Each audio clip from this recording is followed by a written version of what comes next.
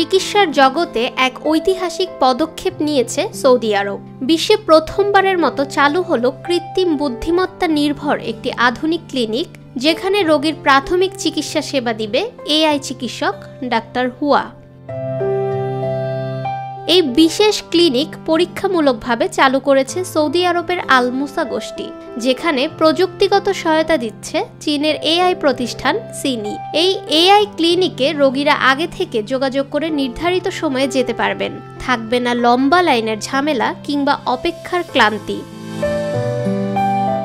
রোগী ক্লিনিকে পৌঁছানোর পর এআই চিকিৎসক ডক্টর হুয়া প্রাথমিক পরীক্ষা শুরু করবে, রোগীর সঙ্গে কথোপকথনের মাধ্যমে সমস্যার ধরন বুঝে নিবে এবং প্রয়োজনীয় তথ্য সংগ্রহ করবে। এরপর সেই তথ্য বিশ্লেষণ করে এআই ডাক্তার তৈরি করবে একটি প্রেসক্রিপশন, যা চূড়ান্তভাবে যাচাই করে স্বাভাবিক চিকিৎসক অনুমোদন দিবেন। এই পরিষেবা শুধুমাত্র আউটডোর চিকিৎসার ক্ষেত্রেই প্রযোজ্য। জরুরি বিভাগে এখনও এআই ব্যবহার করা হচ্ছে না, কারণ বিশেষজ্ঞদের মতে জটিল ও তৎক্ষণাৎ সিদ্ধান্ত নেওয়ার মতো পরিস্থিতিতে এআই পুরোপুরি সক্ষম নয়।